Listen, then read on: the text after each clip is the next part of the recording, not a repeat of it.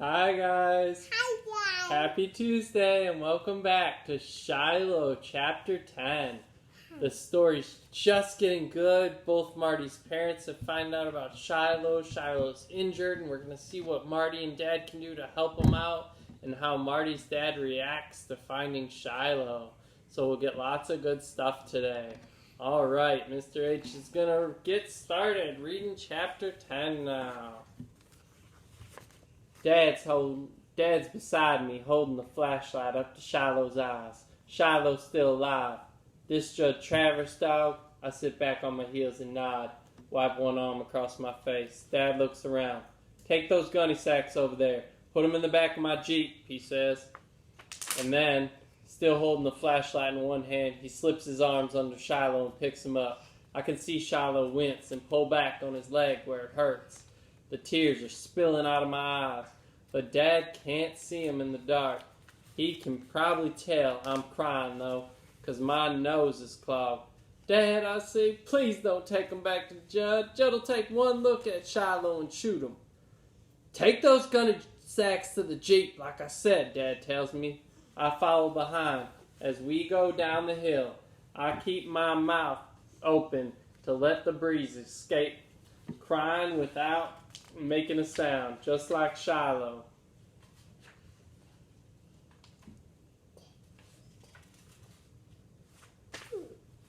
Ma's watching from inside, the screen all covered with June bugs where they've been buzzing about.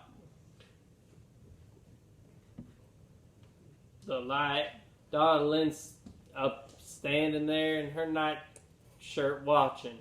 What is it? What's he got? Darlene says, pestering Ma's arm. A dog, says Ma. Then she calls out, Ray, is it alive? Just barely, says Dad. I put the gunny sacks in the Jeep, and Dad carefully lays Shiloh down without waiting to ask. I crawl in the Jeep beside Shiloh, and Dad doesn't say no. He goes in the house for his trousers and his keys, and we're off. I'm sorry, Shiloh, I whisper over and over, both hands on him, so he won't try to get up. The blood's just pouring from the rip in his ear. I'm so sorry. Jesus, help me. I didn't know Baker's dog could leap that fence. When we got to the bottom of the lane, instead of going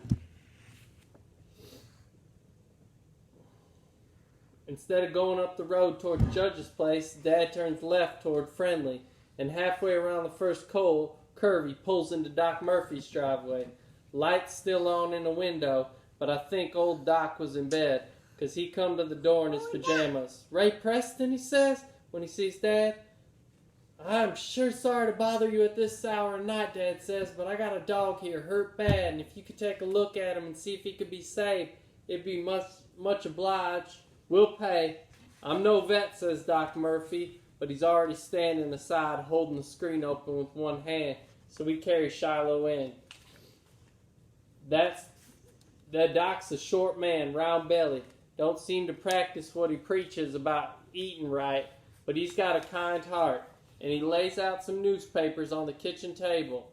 I'm shaking so hard I can see my own hands tremble as I keep one on Shiloh's head and the other on the front paw.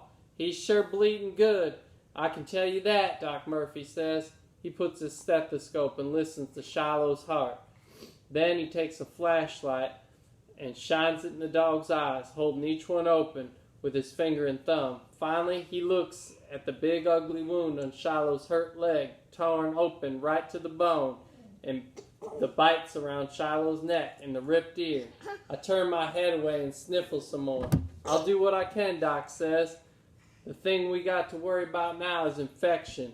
That leg wound is going to take 20-30 stitches. What happened?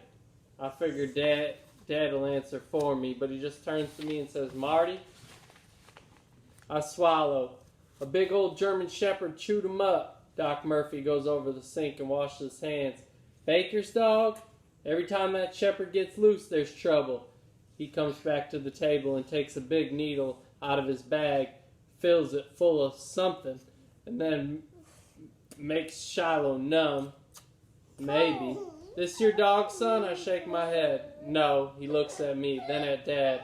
Dad still won't say anything, makes me do the talking, while Doc leans over Shiloh and slowly inserts the needle in his side.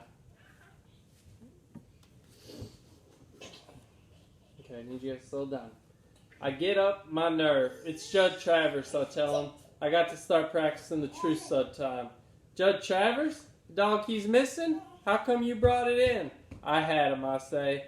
Doc Murphy sucks a breath in and then lets it out a little. Huh.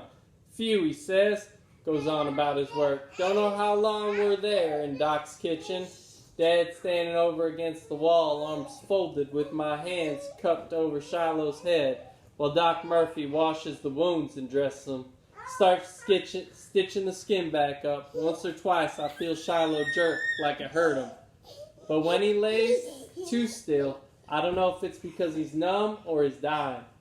"The next 24 hours, we'll know if this dog's going to live, the doc says. You check in with me tomorrow evening. We'll have some idea then. I can keep him here for a day or two, Ray. Then, if he makes it, you can take him on home." I put my face down near Shiloh again, my mouth next to his ear. "Live, Shiloh, live," I whisper. The hardest thing in the world is to leave Shiloh there at Doc Murphy's. The way his eyes follow me over to the doorway.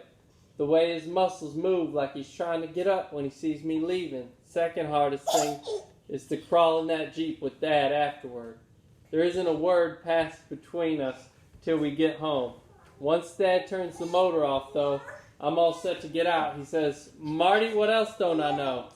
"What?" I ask. "You keeping Judd's dog up there on our hill? Got a place for him all built? Never letting on? What else you keeping from me?" "Nothing, Dad. How do I know there's not another lie?" "'Cause it's not. You saying it doesn't make it true, you know."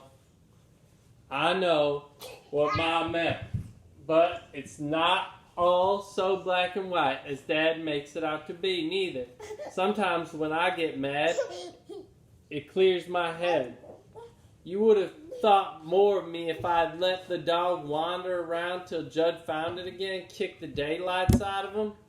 I ask. Is that what you want me to do, Dad? I want you to do what's right. For once in 11 years, I think I have my dad stumped.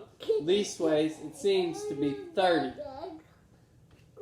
40 seconds, he answers. Shh. You've got to go by the law. The law says a man pays money for the dog, he owns the dog. You don't agree with the law, then you work to change it. What if there isn't time, Dad? Shiloh could be dead by the time somebody looked into the way Judd treats his dog.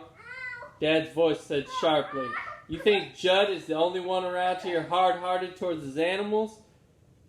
You think he's the only one who starves them or kicks them or worse? Open your eyes up, Marty. Open your eyes.